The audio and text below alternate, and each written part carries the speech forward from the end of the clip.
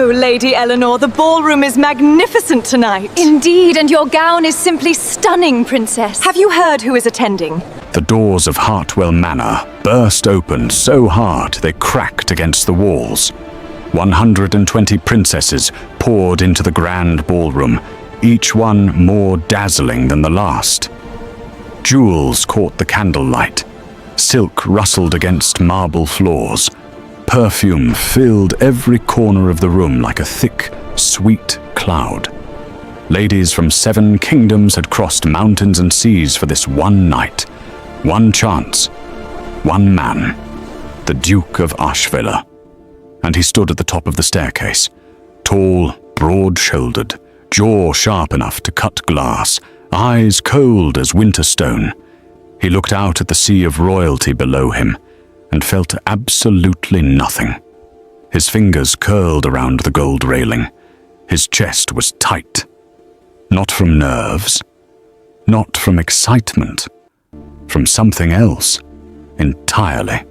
Now, from the sound of a single pair of soft footsteps he had just heard disappearing down the servants' corridor behind him, he turned his head just slightly, just enough to catch the last glimpse of a grey apron vanishing around the corner. His jaw tightened. His mother appeared at his side instantly, her voice low and fierce. 120 princesses, Dorian. 120. Any one of them could make you the most powerful duke in all of England. Do not embarrass this family tonight. He said nothing. Below, the princesses were already watching him, already smiling their practiced smiles, already calculating. But Dorian's eyes were still on that empty corridor, because the girl who had just disappeared into it had flour on her hands, a loose braid falling over her shoulder, and no idea that for the past 4 months, she had been the only person in this entire manor who had ever spoken to him like he was simply a man. Not a title, not a prize, not a duty, just a man. And tonight, while 120 princesses competed to own his name, Dorian Ashverne already knew a terrible, dangerous, beautiful truth. His heart had already been given away to a girl who polished floors for a living. Now, before we go further into this story, I need to ask you something. If you were the Duke, would you walk away from everything, your title, your power, your family name, for the one person who made you feel alive? Drop your answer in the comments, drop a like, and let us know where you are watching from. It means everything to this channel. And if this story is already pulling at your heart, please hit the subscribe button right now. Because trust me, you do not want to miss what happens next. She was on her knees, scrubbing the floor when the first carriage arrived. Tessa did not look up. She had learned long ago that looking up only caused trouble for girls like her. She kept her head down, her brush moving in tight circles against the cold marble, her arms aching from 2 hours of work that had barely made a dent in the grand entrance hall of Ashverne Manor. But then the second carriage arrived, and the third, and then so many at once that the thunder of hooves outside shook the chandelier above her head and sent tiny crystals trembling against each other like nervous teeth. She sat back on her heels and looked. Through the tall arched windows, she could see them. Women draped in the finest fabrics she had never known the names of. Women with necks wrapped in pearls the size of her thumbnail. Women with maids of their own, to 4 and 5 attendants each, rushing around them like planets circling suns. Tessa looked down at her raw hands, at the bucket of grey water beside her knee, at the sorry state of her apron. Then she picked up her brush and kept scrubbing. "You there!" The voice came sharp and fast like a slap. "Move! Now! Use the servants' passage. The main hall is not for your feet tonight." It was Mrs. Portman, the head housekeeper, a stout woman with a ring of keys at her waist that jangled like a warning bell everywhere she walked. Her eyes swept over Tessa with the kind of look that made a person feel like a stain on the carpet. "Yes, ma'am." Tessa gathered her bucket and brush and moved without another word. She slipped through the narrow servant's door hidden behind a column and pressed her back against the cold stone wall of the passage beyond it. She could hear everything from here: the carriages, the voices, the laughter of women who had never once worried about the price of bread. She closed her eyes for just one breath. Then she straightened her spine and walked. The kitchens were chaotic. Cook Harriet was shouting at 3 junior maids at once, her red face shining with sweat, her thick arms gesturing wildly at a row of unfinished pastries. Tessa set her bucket down quietly, tied her apron tighter, and stepped in without being asked. "The cream tarts," Harriet barked at her. "Finish them, and do not let your hair touch a single one, or I will have you scrubbing the cellar for a month." "Yes, ma'am." She worked fast. Her hands, though sore, moved with a quiet kind of skill that came from years of doing everything that needed doing. Beside her, the junior maid Polly, a round-faced girl of 16 with permanently worried eyes, leaned close and whispered, "Have you seen them? The princesses?" "Through the window," Tessa said, pressing a neat star of cream onto a tart. "There are 120 of them, they say." Polly's voice was breathless with something between awe and terror. 120, all here for the Duke." "I heard. Have you ever seen him? Up close, I mean?" Tessa was quiet for a moment. Then she said, "Once." It was 4 months ago. She had been carrying a heavy tray of firewood up the east corridor before dawn when she had turned a corner and walked directly into a wall that turned out to be a man. The tray had gone flying, but the wood had scattered across the floor with a sound like gunshots. She had dropped to her knees instantly, gathering everything with shaking hands, her face burning with shame, already preparing the apology that would hopefully keep her employed. And then a pair of large hands appeared beside hers, picking up the wood. Quietly, without a word of complaint or disgust, she had looked up in shock and found herself looking into the face of Duke Dorian Ashverne. He was not what she had expected. She had heard the other maids describe him. Terrifying, cold, a man carved from stone and obligation, but the face looking back at her in that dim corridor had simply looked tired, deeply, quietly tired in a way that had nothing to do with sleep. "Are you hurt?" he had asked. 3 words. That was all, but they had landed on her chest like something warm and heavy. "No, Your Grace," she had managed. He had handed her the last piece of wood, stood, and walked away without another word. She had not spoken to him again since. But she had thought about those 3 words more times than she would ever admit to anyone, including herself. "Tessa," Polly tugged her sleeve. "I asked if he was handsome." "Finish your tarts, Polly." Upstairs, the ballroom was filling. The music had begun, soft and sweeping, floating down through the ceiling and into the kitchen like something from another world entirely. Tessa listened to it while she worked, while she washed dishes and carried trays and refilled the hot water jugs, while the laughter above her grew louder and the night grew darker outside the small kitchen window. She did not think about the ball. She did not think about the Duke. She did not think about any of it.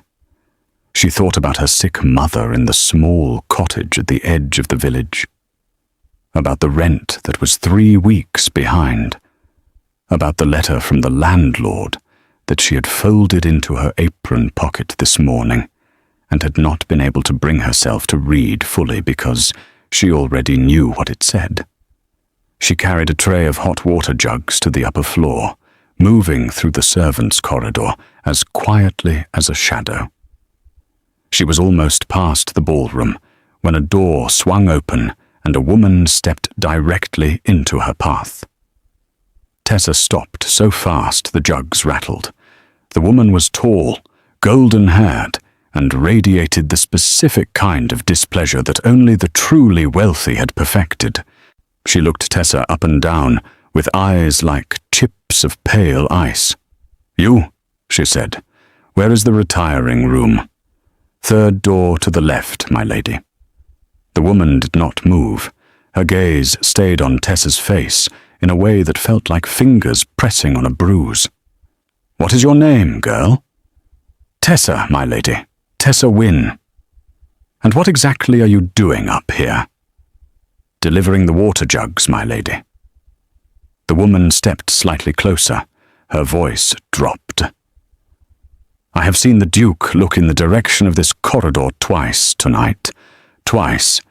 Do not fool yourself into thinking I did not notice which direction this corridor leads." Tessa kept her face perfectly still. "I am a maid, my lady. I carry jugs." The woman held her gaze for one long, uncomfortable moment. Then she turned and walked away in a sweep of rustling silk. Tessa exhaled slowly. Her hands were steady. Her heart was not. She was Princess Dorothea of Valen. Tessa had heard the other maids talking about her. She was considered the front-runner, the most likely to win the Duke's hand. Her family had the oldest title, the largest fortune, and the most political alliance to offer. She was precisely the kind of woman Caelan Ashverne was supposed to choose. Tessa walked the rest of the way down the corridor and did not look back. She did not need to. She could already feel, somewhere deep in her chest, that tonight was going to change something. She just did not yet know what. She did not know that at that very moment, inside the ballroom, the Duke was standing at the edge of the room, watching 120 women smile at him, and feeling nothing at all except the strange, persistent pull of wondering whether the sound he had just heard in the corridor outside had been her footsteps. Caelan Ashverne had been told since the age of 7 what kind of man he would become. A duke, a protector of the Ashverne legacy, a man who would marry well, produce heirs, and carry the weight of his family name without crumbling. His father had told him this. His tutors had reinforced it. His mother, the formidable Duchess Helena, had spent the last decade ensuring that every decision he made moved toward this singular, unavoidable destiny. Tonight was the result of all of it. 120 women stood in his ballroom, princesses, countesses, ladies of high birth from 7 different kingdoms. They had been invited, vetted, and approved by his mother over the course of 6 months. Each one came with a dossier. Family history, financial standing, political value, and in his mother's neat handwriting at the bottom of each page was a personal note. Things like promising disposition or strong family connections or exceptional musical talent. Dorian had read all 120 dossiers. He remembered none of them. He stood at the edge of the dance floor with a glass of wine he had not touched, watching the room the way a man watches weather rolling in from a distance. Inevitable, unavoidable, something to be endured. His closest friend and cousin, Lord Percival Ashby, appeared at his shoulder. Percy was everything Dorian was not in public. Loud, warm, grinning, the kind of man who made a room feel larger just by entering it. He pressed a fresh glass of wine into Dorian's hand and surveyed the ballroom with theatrical appreciation. 120, Percy said, low and amused. Your mother is genuinely terrifying. You know that? I know. Princess Dorothea of Vallon has already told 3 other women that this is merely a formality, and that the Duke will choose her by midnight. Percy took a sip of his own wine. She said it loudly enough for me to hear from across the room, which means she wanted me to hear it, which means she wanted you to hear it. I heard. And? Dorian said nothing. He turned his head slightly toward the far corridor door. For just a moment, no more than a second, his expression changed. Something passed across his face that Percy had never seen there before. Something unguarded and raw and quickly buried. Percy followed his gaze. There was nothing there. Just a closed door. Dorian. Percy's voice lost its lightness. What are you looking at? Nothing. He turned back to the room. Who is next on the introduction list? Percy studied him for one moment, longer than was comfortable. Then he looked down at the card in his hand. Princess Ingrid of Stormhaven. She plays the harp, apparently. Wonderful. The introductions began. One by one, women were presented to him. Each one smiled. Each one said something clever or charming or carefully rehearsed. Each one assessed him with the kind of expert precision that came from years of training in exactly this kind of situation. Princess Ingrid of Stormhaven was graceful and soft-spoken, with silver hair piled high on her head and a laugh like wind chimes. Lady Arabella Foxmore was sharp-witted and funny, the daughter of the Earl of Grantham, with quick, dark eyes that missed nothing. The Countess Renata of Mercourt was strikingly beautiful, and carried herself like a woman who had never once doubted her own worth. Duchess Francine of Eldenvale spoke 4 languages, and mentioned this within the first 30 seconds. Lady Ottoline Pemberton, whose father controlled the northern trade routes, smiled with absolute calculation behind every word she said. Princess Circe of the Western Isles was quiet and watchful, and somehow the most unsettling of all of them, because she said very little, but observed everything. Countess Blythe Ravenmore played the piano, they said, well enough to make grown men weep. Lady Josephine Carell had brought letters of commendation from 2 separate kings. Princess Annalise of Drachen spoke only when she had something worth saying, at which Dorian found briefly interesting until she began detailing her family's military conquests with the enthusiasm of a general planning a siege. On and on it went. Smile, curtsy, carefully chosen words. Move on. Dorian responded to each one with the precise amount of warmth that his position required. Enough to be polite, not enough to give anyone hope he did not feel. His mother watched from across the room with the focused intensity of a hawk on a fence post. Every few minutes their eyes met, and she gave him a look that communicated an entire speech without a single word. Be charming. Be present. Choose wisely. Do not ruin this. He looked away every time. At some point during the 9th dance, Percy reappeared at his elbow. As you have spoken to 43 women tonight, and smiled genuinely at none of them. I smiled. You showed teeth. That is different. Dorian turned to look at him. Percy's expression was no longer amused. It was something quieter and more serious. The face he wore when he had something real to say, and was working up to saying it. "I have known you since we were boys," Percy said. "I have seen you win at cards, lose at chess, survive your father's death, run 3 estates, and negotiate a trade agreement with the French without sleeping for 4 days. I have never once seen you look at a door the way you looked at that corridor door tonight." Dorian was silent. "Who is she?" The question landed like a stone in still water. Dorian felt the ripple move through him and said absolutely nothing. Percy waited. "But there is no one," Dorian said finally. Percy nodded slowly, in the way that meant he did not believe a single word of it, but would not press further. Not tonight. He pocketed his introduction card and straightened his coat. "Princess Dorothea is making her way toward you," he said quietly. "She has been circling for the last 20 minutes, and she is done being patient." Dorian saw her coming, tall, commanding, golden, and utterly certain of herself. She moved through the crowd the way ships moved through smaller boats. Everything parted.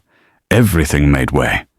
She reached him and stopped, and the smile she gave him was the most perfectly constructed thing he had seen all evening. "Your Grace," she said.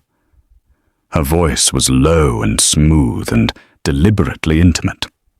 "I was beginning to think you were avoiding me." "I have been attending to my guests, Princess Dorothea. And now you are attending to me." She tilted her head slightly. "I find I prefer it." She was charming. He recognized that fully and completely. She was also watching him with those pale eyes, like she was already measuring him for a frame she had picked out long before tonight. "Your estate in Valenna is impressive," he said, because he had read the dossier, and because it was something to say. "It is nothing compared to Ashverne," she replied. "But then, I have always believed that the right partnership doubles what each person brings to it." She let that sit for exactly the right number of seconds. Then, "Will you dance with me, Your Grace?" He was about to answer when, from the corner of his eye, he saw the corridor door open. Just a crack. Just enough for a slender figure in a grey apron to slip through, carrying a tray, head down, moving quickly and quietly along the far wall toward the service exit. His entire chest contracted. Tessa did not look up.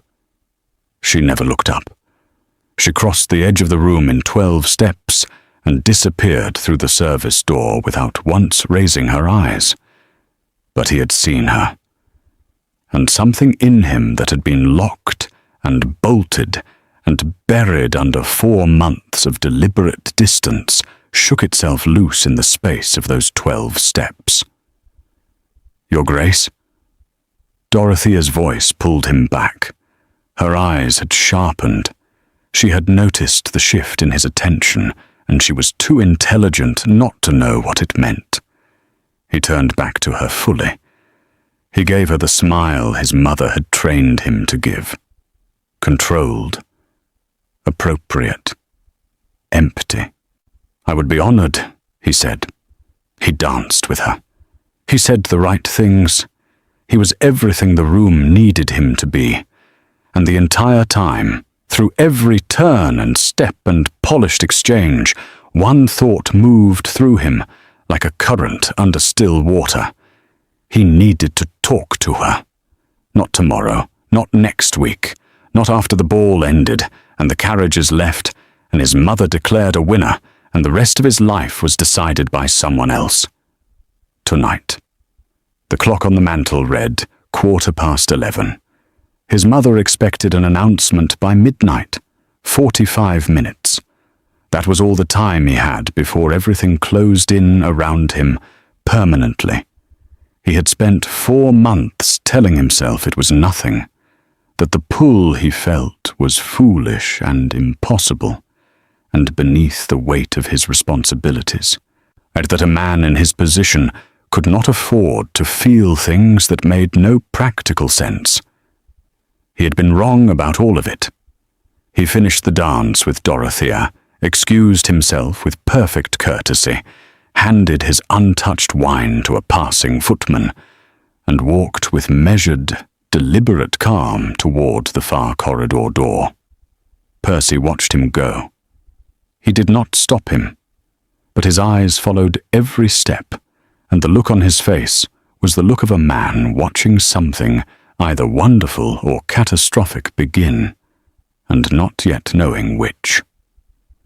Dorian pushed through the corridor door and let it close softly behind him. The noise of the ballroom fell away. The corridor was dim and cool and quiet. The music became a muffled heartbeat through the walls. He walked to the end of the passage, turned left, stopped.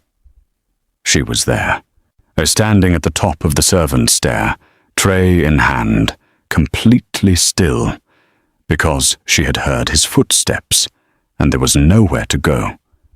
She turned slowly and looked at him. Her face was exactly what he remembered, open and careful at the same time. Eyes that took in everything and gave away very little. A smudge of something white on her left cheekbone that was probably flour. Her braid had come half loose, and a long strand of dark hair had fallen across her face. She did not push it back. She just stood there and looked at him and waited. "Tessa," he said. He had not used her name before. He had not known her name until 4 months ago. He learned it the way he learned everything about this house. Quietly, without asking directly, from the edges of conversations he was not meant to be part of. He had turned it over in his mind more times than he would ever confess. Her lips parted slightly, just enough to show she was surprised, just enough to make his chest do something painful and inconvenient. "Your Grace," she said carefully, "you should not be here." "No," he agreed. "I should not." Neither of them moved. From far away, through 2 walls and a ceiling, the orchestra began a new waltz. The sound drifted through the manor like smoke, sweet and aching, and completely indifferent to the 2 people standing in a servants' corridor with everything and nothing between them. "There are 120 women in your ballroom," Tessa said quietly. "I know. Any one of them would make a fine duchess." "Probably." She swallowed. Her fingers tightened on the edge of her tray. "Then why are you standing here?" He looked at her for a long moment, the kind of look that does not try to hide itself and does not apologize for what it contains. "Because none of them," he said, very quietly, "have ever once made me feel like myself." The words fell between them like something irreversible. Tessa's eyes went wide for just 1 second. Then her expression closed again, careful and controlled, the practiced stillness of a woman who had survived by feeling things only in private. "Your Grace." Her voice was steady, but something in it trembled at the edges. "You have a duty." "I know what my duty is." "Then please." She stepped back toward the stair. 1 step, just enough distance to breathe. "Go back to the ball." He did not move. Somewhere below them, a door opened, and the sound of Mrs. de Portman's keys jingled up the stairwell like a warning. Tessa looked at him one last time. Something crossed her face that she could not quite hide in time. Something aching and honest and quickly buried. Then she turned and walked down the stairs, and did not look back. Dorian stood alone in the corridor. The waltz continued through the walls. The clock was ticking somewhere he could not see. 40 minutes left before midnight.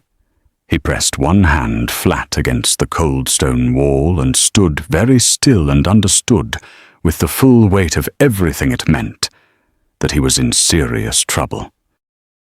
Dorian walked back into the ballroom like a man returning from a battlefield. Nobody noticed anything different about him. That was the thing about years of training. You could be completely undone on the inside and still hold your shoulders straight and your face composed. You could have your entire world tilted off its axis and still nod politely at a countess discussing her family's vineyard. He moved through the room with his hands clasped behind his back and his jaw set, and his mind still standing in that corridor with Tessa. Percy found him within 2 minutes. Percy always found him. "Well," Percy said, falling into step beside him casually, as though they were simply taking an evening stroll through a garden rather than navigating a room full of women competing for a title. "Oh, you came back." "I always come back." "You were gone for 11 minutes. You timed it." I was concerned. Percy glanced at him sideways. "Your mother was also concerned. She is currently pretending to speak to Lady Otterline Pemberton while actually watching the door you just came through." Dorian did not look toward his mother. "What did you tell her?" "That you stepped out for air." She accepted it because the alternative explanation would have required her to acknowledge something she has been choosing not to see for several months. That landed. Dorian kept walking. "How long have you known?" he asked quietly. Percy was quiet for a moment. Then, "Since the morning I found you rearranging your entire schedule so that your library study time moved to the east corridor, which happens to be the corridor the morning firewood delivery passes through." He paused. "That was 3 months ago, Dorian." Dorian said nothing. "She is a maid," Percy said. Not unkindly, simply as a fact laid on a table between them. "Your mother will not survive it. The estates, the alliances, the parliament connections, everything your family has built depends on this marriage being the right one." "I know that." "Do you?" Percy stopped walking. He waited until Dorian stopped too and turned to face him. Percy's expression was serious in a way it rarely was, stripped of its usual warmth and humor and down to something real. Because knowing something and feeling something are two entirely different roads, and right now you are standing exactly between them. Across the room, but the clock on the mantel showed 32 minutes to midnight. Duchess Helena Ashverne appeared at Dorian's left shoulder, like she had materialized from the air itself. She was a tall woman, silver-haired, with the kind of posture that made everyone around her unconsciously straighten their own spine. Her eyes moved between her son and his cousin with the precision of a woman who had spent 50 years reading rooms. "Dorian." Her voice was warm on the surface and iron underneath. "Princess Dorothea has requested a second dance. I told her you would be delighted." "Of course." Helena's hand closed briefly on his arm, light, firm, a grip that communicated everything without a single additional word. "Do not do anything foolish. Not tonight. Not when we are this close." He looked at her hand on his arm. Then he looked at her face, and for just a moment, beneath the iron and the strategy and the decades of careful control, he saw something that surprised him. Worry. Real worry. Not about the alliance or the title or the political value of the marriage. Worry about him. He covered her hand briefly with his own. "I know, Mother." She searched his face. Whatever she found there made her exhale very slightly. Then she released his arm and turned back to the room, and was the Duchess again, completely and without seam. Dorian danced with Dorothea a second time. He danced with Princess Ingrid After that, he spoke to Lady Arabella Foxmore for 7 minutes about her father's shipping interests, and genuinely found it interesting for about 4 of those minutes. He accepted a glass of champagne from Countess Renata and let her tell him about her estates without interrupting once. He was doing everything right. He was everything the room required, and in the kitchen directly below them, Tessa was scrubbing a pot that did not need scrubbing anymore because she had already scrubbed it clean 10 minutes ago, and her hands simply needed something to do, so that her mind would stop replaying 11 words in a quiet corridor. None of them have ever once made me feel like myself. She pressed her forehead briefly against the cool edge of the pot and closed her eyes. Tessa. Polly's voice came from behind her, hushed and urgent. Mrs. Portman is asking where you've been. She said you took too long on the upper floor. Tessa straightened immediately.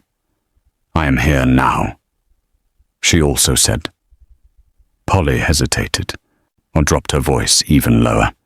She also said that Princess Dorothea's personal attendant came down asking questions about you. Tessa went very still. What kind of questions? Your name? How long have you worked here? Whether you have had any? Polly hesitated again. Any particular interactions with the Duke? The pot in Tessa's hands suddenly felt very heavy. What did Mrs. Portman say? She said you were a hard worker who kept to herself and minded her station. Polly's worried eyes searched her face. Tessa, what happened up there? Nothing happened. She set the pot down carefully. Nothing at all. But even as she said it, footsteps sounded in the corridor outside the kitchen. Sharp, deliberate footsteps that did not belong to any of the household staff. The kitchen door opened, and Princess Dorothea of Valenne stepped inside. But every person in the kitchen went completely still. Dorothea's eyes swept the room once, and landed on Tessa with the accuracy of an arrow finding its mark. Out, Dorothea said to the room, quietly, pleasantly, in the tone of a woman who never needed to raise her voice because she had never once been disobeyed. Cook Harriet opened her mouth, closed it, looked at Tessa, then shepherded Polly and the 2 junior maids out the side door without a word. The kitchen was suddenly very quiet. Dorothea walked toward Tessa slowly, her hands clasped in front of her, her expression composed and almost kind in the way that certain dangerous things were almost kind. I will not pretend, Dorothea said, that I do not know what I saw tonight. Tessa said nothing. He left his own ball for 11 minutes, and came back through the servants' corridor.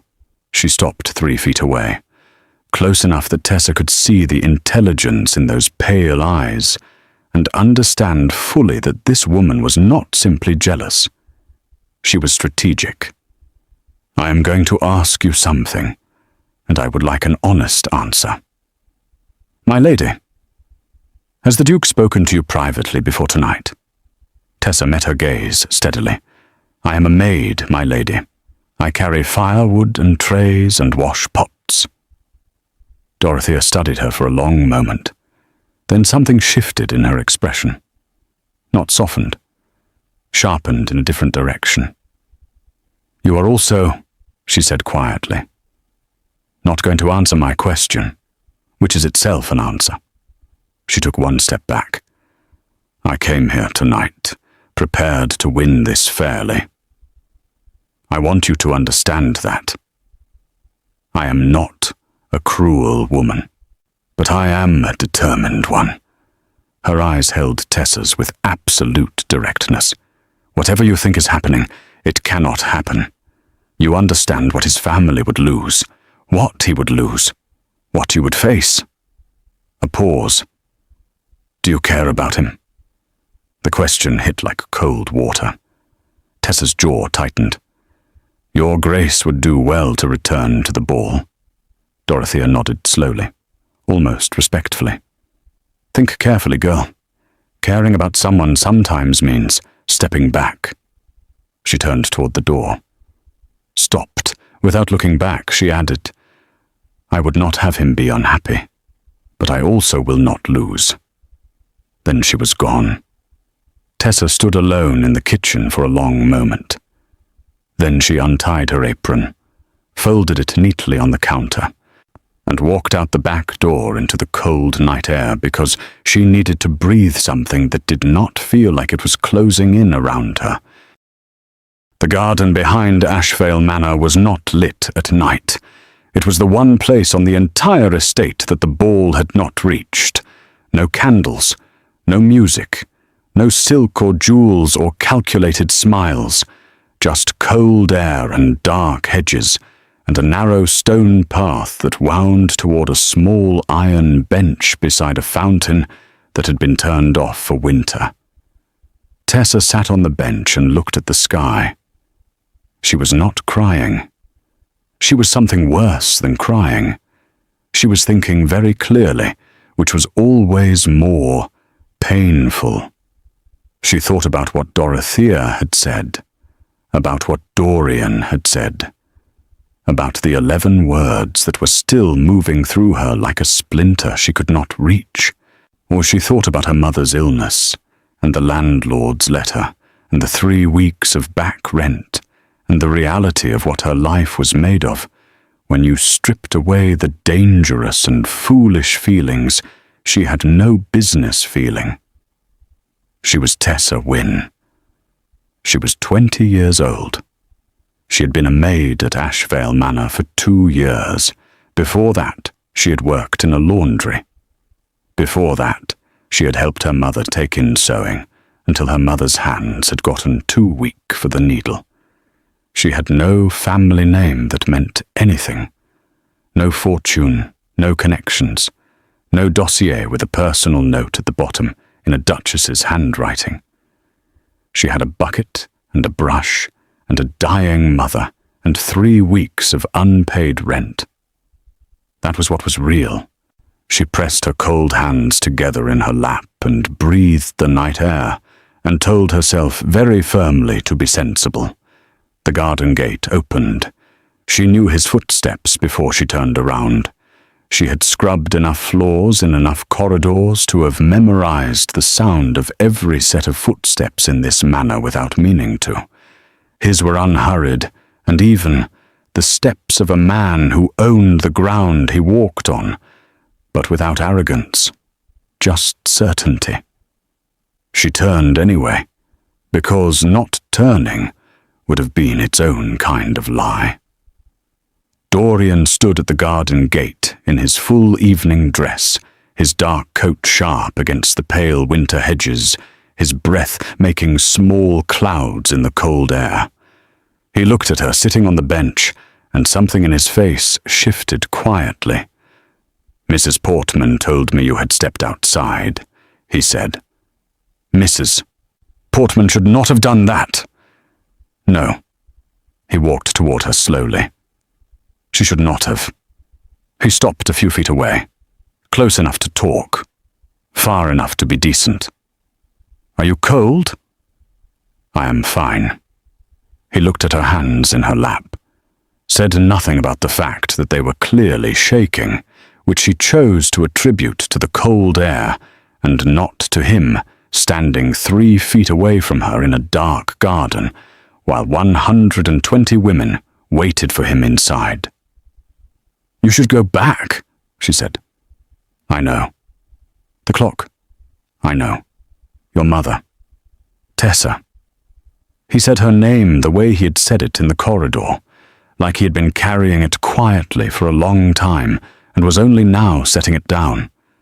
It did something to her that she had no words for and no defenses against. "I need you to let me speak." She pressed her lips together, nodded once. He sat down on the far end of the bench. Not close, just sat. Like a man who was tired of standing and needed a moment of something honest before the rest of the night swallowed him. "I have been trying," he said, "for 4 months to be sensible about this. You should keep trying. I have been telling myself that what I feel is simple, distraction, novelty, that it will pass if I ignore it long enough." He looked at his own hands briefly. "It has not passed." Tessa stared at the dark fountain. Her chest hurt. "I am nobody," she said. Plainly, without self-pity, just as a fact. "I have nothing. My mother is sick and we cannot pay our rent, and the most valuable thing I own is probably this apron which I left on the kitchen counter." She paused. "You have everything. A title, a legacy, a mother who loves you even when she is terrifying, a room full of extraordinary women who would be honored to stand beside you." She turned and looked at him directly. "Why are you out here?" He looked back at her with an expression that was entirely unguarded for the first time since she had met him. No composure, no control, just a man sitting in a cold garden telling the truth. "Because when I dropped that firewood 4 months ago," he said, "you looked at me like I was just a person. Not a title, not an obligation, just a person." His voice was very quiet. I had forgotten what that felt like. Tessa's throat tightened. "You didn't drop the firewood," she said softly. "I did." Something moved across his face, almost a smile, the realest thing she had seen on him yet. "No, I walked into you. I was not paying attention to where I was going, because I had been in my study for 9 hours, and I was thinking about the Eastern estate accounts, and I turned that corner without looking." She stared at him. "You have been carrying that for 4 months?" "I have been carrying considerably more than that." The fountain stood silent between them. The music from the ballroom was a faint heartbeat through the manor walls. The clock was ticking somewhere neither of them could see. "Princess Dorothea came to the kitchen," Tessa said. "She spoke to me." His expression changed immediately, alert, careful. "What did she say?" "That she is not a cruel woman, that she is a determined one, that caring about someone sometimes means stepping back." She paused. "She is right, you know, about all of it. She is strategic. She is also correct." Tessa stood up from the bench. She smoothed her skirt with her cold hands and looked down at him with an expression she had worked very hard to make steady. "You have a duty. I have a rent letter in my apron pocket. Those 2 things are the truth of tonight, and everything else is." She stopped, swallowed. "Everything else is something neither of us can afford." He stood too. They were closer now than they should have been. Close enough that she could see the exact shade of his eyes in the dark, which was information she absolutely didn't need. "And if I told you," he said very quietly, "that I intend to find a way?" Her heart cracked quietly down the middle. "I would tell you," she said, just as quietly, "but that the clock has perhaps 15 minutes left, and that your mother is probably standing at a window right now." She took 1 step back. "And I would tell you to please go back inside before something happens that neither of us can undo." He did not move for a long moment. He just looked at her with that open, unguarded face that she was going to have to spend the rest of her life trying to forget. Then he straightened. His composure came back like a curtain drawn across a window. Careful, practiced, heartbreaking. "This conversation is not finished," he said. "Your Grace." "It is not finished, Tessa." He turned and walked back toward the manor. At the garden gate, he stopped and looked back once. Just once. Then he went inside. Tessa sat back down on the cold bench and pressed both hands over her mouth and breathed very carefully through her nose until the shaking in her chest settled into something she could manage. Inside the manor, the clock struck 1:15 midnight, and somewhere on the upper floor, Duchess Caelan Ashverne stood at a darkened window and looked down at the garden below, and at the small figure of a young maid sitting alone on a stone bench in the cold. Her face was unreadable. Her hand, where it rested on the window sill, pressed down so hard her knuckles went white. The clock struck midnight. Dorian walked back into the ballroom with 2 minutes to spare, and every eye in the room turned to him at once. 120 women.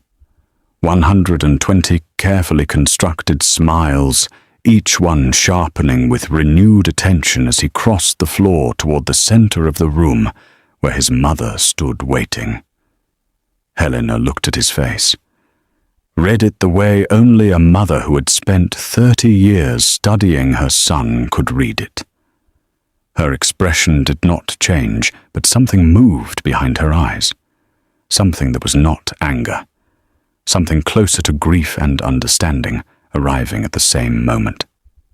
"It is time," she said quietly. "I know. Dorian."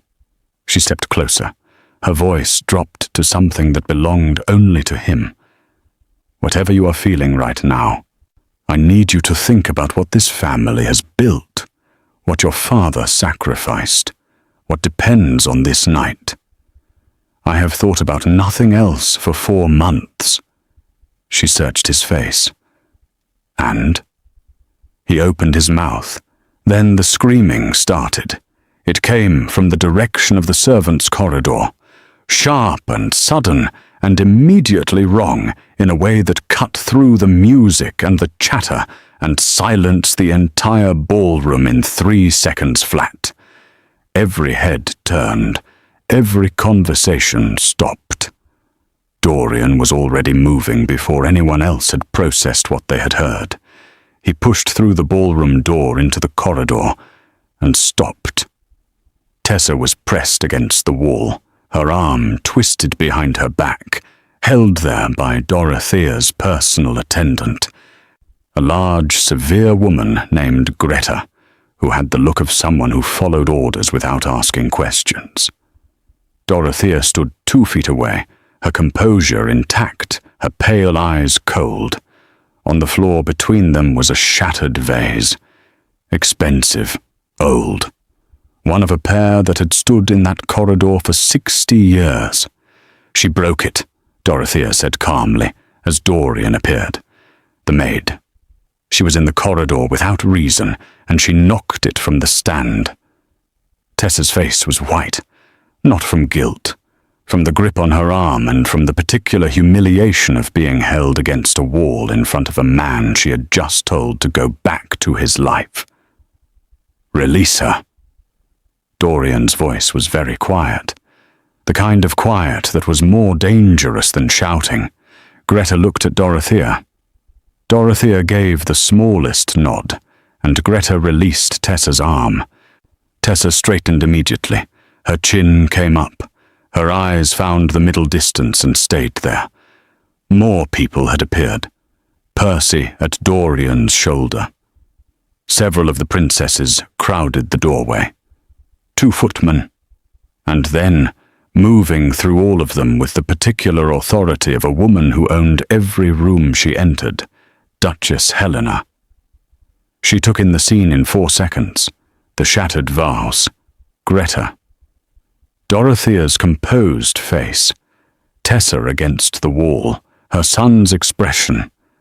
Then she did something nobody in that corridor expected. She walked past Dorian, past Tessa, directly to Dorothea. And she looked at her with eyes that had seen 50 years of drawing-room warfare and recognized every single weapon being used tonight. "Princess Dorothea," Helena's voice was silk over steel. "I have great respect for your family, or your mother was a woman of considerable character. Dorothea inclined her head. Thank you, Your Grace. So I will say this once, as one woman of character to another. Helena clasped her hands in front of her. I have run this household for 30 years. I know every vase, every ornament, every piece of furniture in it, by sight and by memory. That vase has stood on that particular stand since before you were born. It is bolted to the stand at the base. She paused. It does not fall. The corridor went absolutely silent. Dorothea's composure flickered. Just once. Just for a second. Then it came back, but it was not quite as perfect as it had been before. I would not presume to question your household management, Dorothea said carefully. No, Helena agreed. You would not. She turned to Greta. You will collect your mistress's belongings. Her carriage will be made ready within the hour. She turned back to Dorothea, and her voice did not rise or harden or betray a single emotion. You are a remarkable young woman, Princess. You will make some fortunate man an extraordinary duchess. That man will not be my son. The words landed like stones in still water, and the ripples spread through every person watching. Dorothea looked at Helena for a long moment. Then she looked at Dorian. Then, briefly, at Tessa. Something passed across her face that was not quite defeat and not quite respect, but lived somewhere between the two. She curtsied. Perfectly. Without a tremor. Then she turned and walked away with her head high and her shoulders straight, and every ounce of her dignity intact, which Helena watched and privately acknowledged as the mark of a woman who had genuinely been worth considering. Percy let out a breath beside Dorian that he had clearly been holding for some time. The watching princesses began murmuring. The footman moved to clear the broken vase. The corridor slowly exhaled. Helena turned. She looked at Tessa properly for the first time, not as a maid, not as a problem, as a person. Her eyes moved over the girl slowly and carefully, taking in the loose braid and the flower smudge, and the arm she was quietly rubbing where Greta had gripped it, and the chin that had not dropped once through all of it. Then Helena looked at her son. Dorian was already looking at Tessa. It was the look that settled everything. Not dramatic. Not performed. Just completely and irreversibly true in the way that the most important things always were. Helena closed her eyes briefly. When she opened them, she was still the Duchess. Still the woman who had spent 30 years building something. But she was also a mother who had loved her son through every silent year of his careful, dutiful, joyless life, and had privately wondered whether this was all it would ever be for him. She walked to Tessa, stopped in front of her. "What is your name, child?" she asked. Tessa met her eyes. "Tessa Wynne, Your Grace." "Are you injured?" "No, Your Grace." Helena nodded once. Then she turned to her son and said 4 words that Percy would later describe as the most surprising thing he had heard in 30 years of knowing this woman. "Do not waste tonight." Then she walked back into the ballroom and left the corridor to them. Percy cleared the remaining onlookers with the cheerful efficiency of a man who had been waiting for exactly this moment and was going to make the most of managing it. Within 90 seconds, the corridor was empty, except for Dorian and Tessa, and the ghost of a shattered vase on the floor between them. Tessa looked at the empty doorway where Helena had been.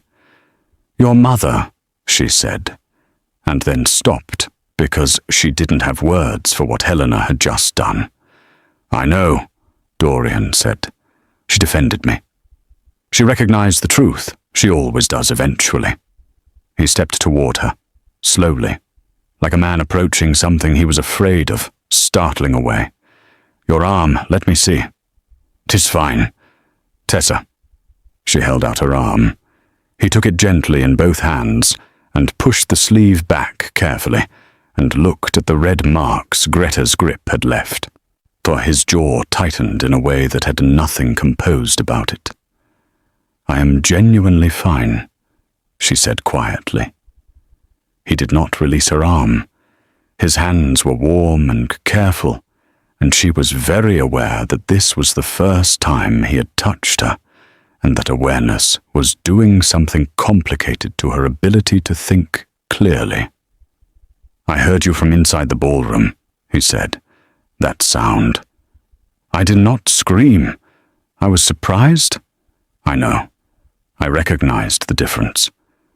He lowered her sleeve carefully, but he did not step back. Tessa, I told you this conversation was not finished.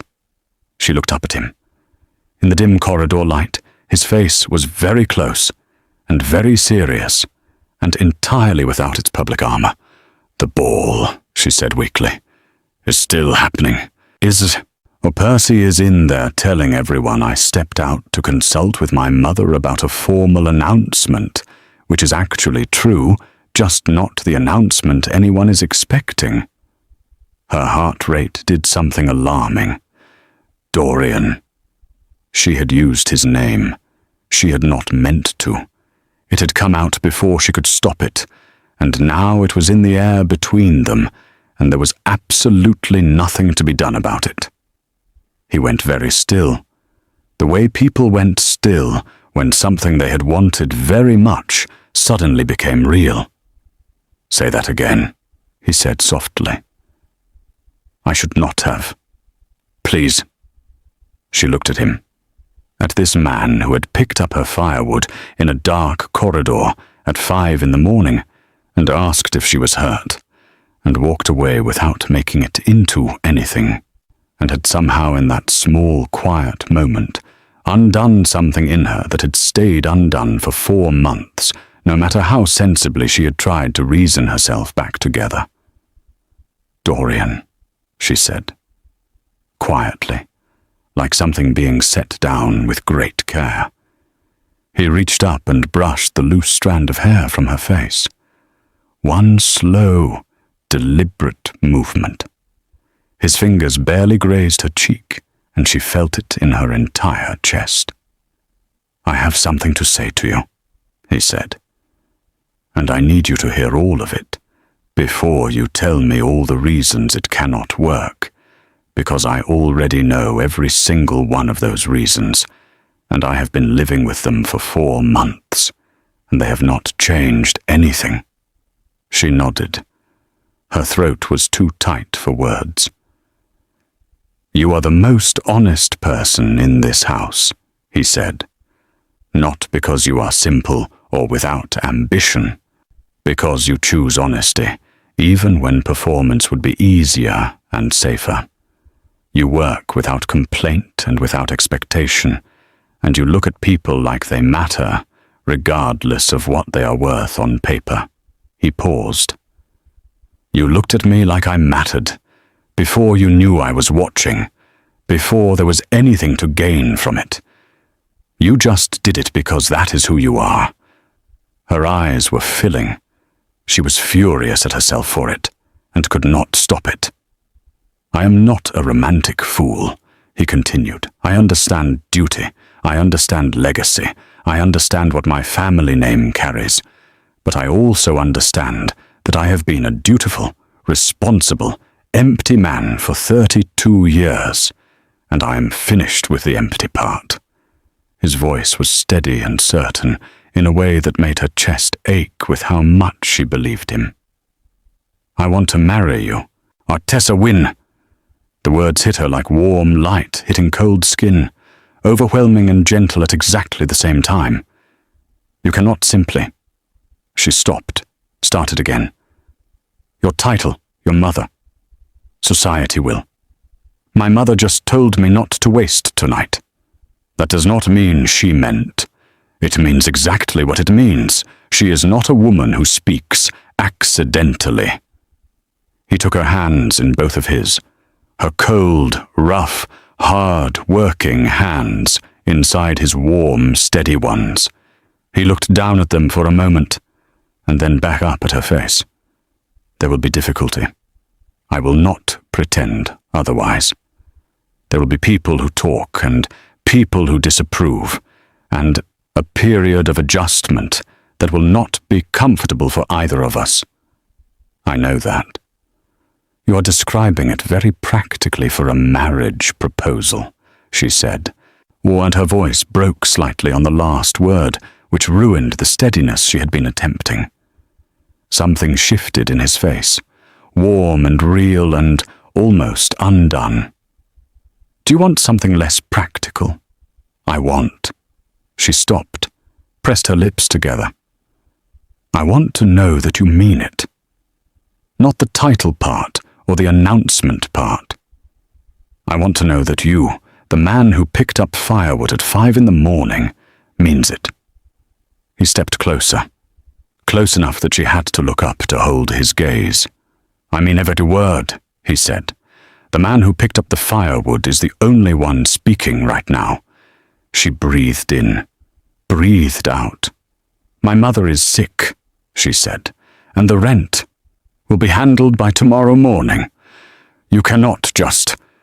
Tessa! His hands tightened gently around hers. Let me. She looked at him for a long moment, long enough to look for doubt or performance or calculation, and find absolutely none of it. Just a tired, honest, quietly desperate man holding her hands in a corridor outside a ballroom full of princesses, asking her to let him choose her. Yes, she said, very softly. Yes, Dorian. The word yes had barely settled in the air before Percy appeared in the corridor doorway, looked at their joined hands, looked at their faces, and let out a breath that sounded like it had been stored for approximately 4 months. Right, he said briskly. The ballroom is waiting. Your mother is waiting. I suggest we not make her wait much longer, because she has been patient in a very loud, silent way for the past 20 minutes. And that is genuinely impressive and has a limit. Dorian did not release Tessa's hands. He looked at her. Will you come with me? She looked down at her apron, her loose braid, the flower that was probably still on her cheek. I am not dressed for a ballroom, she said. You are dressed exactly as yourself, he said. That is the only thing I am asking you to be. She lifted her chin, squared her shoulders in the way she always did when she was walking into something difficult. The movement that had carried her through 2 years of cold corridors and heavy trays and small dignities maintained against daily erosion. She nodded. He walked into the ballroom with her hand on his arm. Not hidden, not apologized for. Simply there, the way true things were simply there when the person carrying them finally stopped pretending otherwise. The room went silent. 119 women stared. Percy stationed himself near the door with the expression of a man thoroughly enjoying himself. Helena stood at the center of the room, silver-haired and straight-backed, and when her eyes found her son and the girl beside him, she held his gaze for one long, steady moment, and then gave the smallest nod that had ever contained an entire acceptance. Dorian stepped forward. His voice carried across the silent ballroom without effort, calm and clear and completely certain. I am grateful to every guest who honored this house tonight. Your presence has been a privilege. He paused. I have made my choice. Nobody breathed. Miss Tessa Wynne, he said, and her name in his voice, in that room full of silk and titles, was the most extraordinary thing she had ever heard, has agreed to be my wife. The silence lasted 3 more seconds. Now then Percy started clapping, loudly and without embarrassment. Helena turned to the nearest countess and began speaking in her calm, authoritative way, managing the room before the room could manage itself. Two of the younger princesses exchanged wide-eyed glances. Lady Arabella Foxmore, to her credit, laughed quietly and lifted her glass in a small private toast to nobody in particular. Tessa stood beside Dorian with her worn hands and her loose braid and her flour-smudged cheek, and felt the ground shift permanently under her feet. Not frightening, just different. The particular difference of a life-changing direction entirely in the space of one night. He leaned slightly toward her. "Are you all right?" She looked out at the room, at the chandelier light on 100 faces, at Percy grinning like a man who had won a very long bet, at Helena, who had turned back and was watching her with an expression that was not warmth yet, but was the careful, honest beginning of it. "Ask me again in a year," she said. He made a sound that was the closest thing to a real laugh she had ever heard from him, low and quiet and entirely genuine. "I will ask you every day for the rest of our lives," he said, "if that is what it takes." 3 months later, on a bright, cold morning in early spring, Tessa Wynne became the Duchess of Ashvale in a ceremony that the county talked about for 20 years. Not because it was the grandest wedding anyone had seen, though it was beautiful, but because of the way the Duke looked at his bride throughout the entire ceremony. Like a man who had been handed back something he hadn't known was missing until the moment it was returned. Her mother sat in the front row in a warm coat that had appeared mysteriously on their cottage doorstep 2 weeks after the ball, recovered enough to weep with complete happiness through the entire service. Percy stood at Dorian's side and did not even attempt to keep the satisfaction off his face. And Helena, Duchess of Ashvale, placed her hand briefly over Tessa's before the ceremony began and said only this: "You looked at him like he was a person. Do not ever stop." Tessa looked at the woman who was now her mother by law and felt something she had not expected. Not intimidation, not distance. The beginning of understanding, the first small thread of something that would grow, slowly and honestly, into genuine love. She pressed Helena's hand in return. "I will not," she said. "I promise." The bells rang out across the cold, bright morning. Inside the chapel, Dorian took her hand, and outside, the world continued its business, entirely indifferent to the fact that, in one small ceremony, an ordinary girl with a bucket and a brush had quietly and completely changed a duke's entire life. And he had let her. Gratefully. Without reservation. Because some things, when they are true, do not need a title to be worthy. They only need to be chosen.